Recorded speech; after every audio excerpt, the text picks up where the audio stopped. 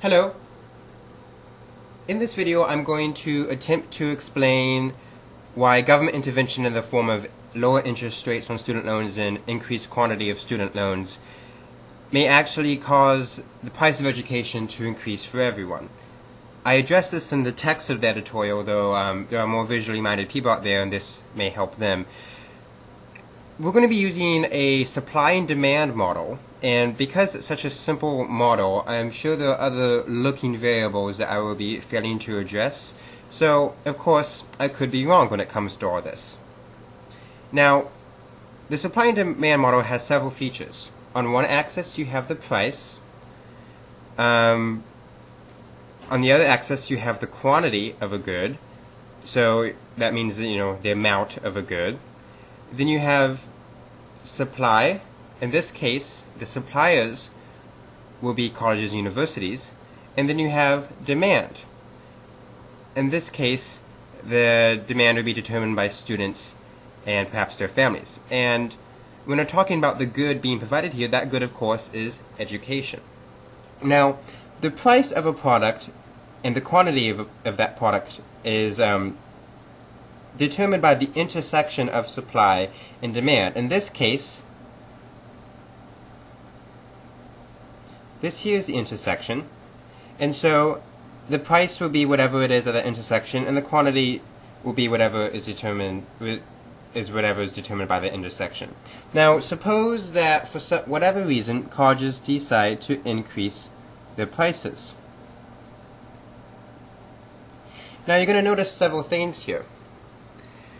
The quantity demanded by consumers or students should decrease because of higher prices. Maybe some people are priced out of the market for education.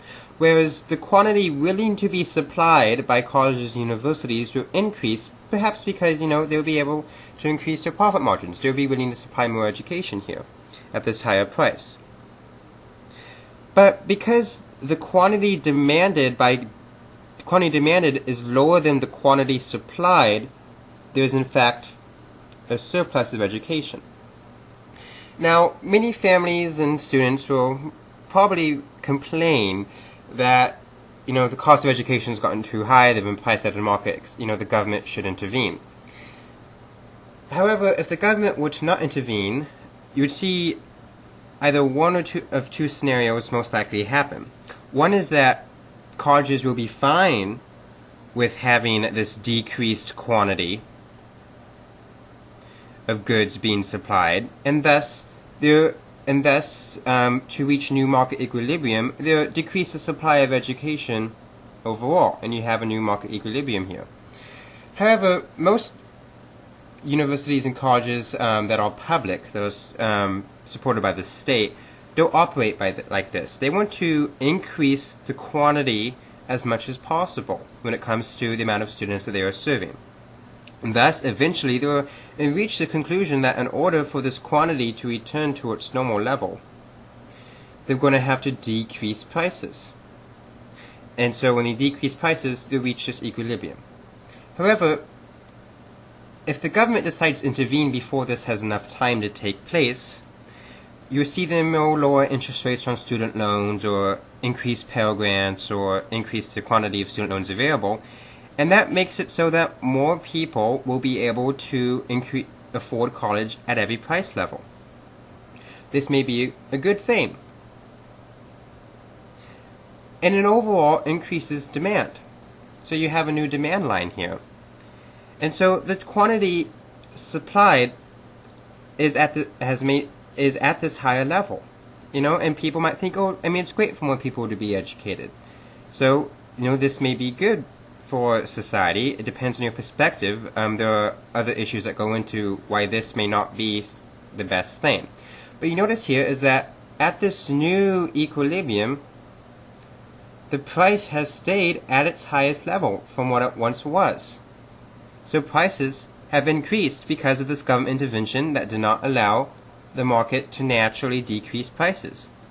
So colleges may now see, we can increase prices and there'll be no repercussion for it because through government intervention, demand should increase and we won't have any surplus.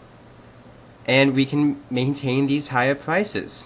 And so colleges just might increase prices again. Of course, market forces may interact here and eventually we go back down to that new equilibrium, but let's suppose that the government decides to take more short-term solutions to this long-term problem and decrease interest on student loans, or increase Pell Grants, or increase the quantity of student loans available, and you get a shift in demand again. And what just happened here again is that prices have increased to a whole new level. And this cycle may repeat itself as it's done for several decades, and you get a increase in the price of education that is much faster than inflation. Right now, inflation is at roughly 2%, if I'm not mistaken, yet the increase in price of education averages roughly 6% a year. So there are several factors you must consider. I mean, is this increased quantity of education really desirable? Is it actually being effective in promoting economic growth? And is it worth this dramatic increase of prices that we are seeing? Those are several factors to consider here. But overall, due to government intervention, the price of education is increasing because market forces are not allowed to do their thing.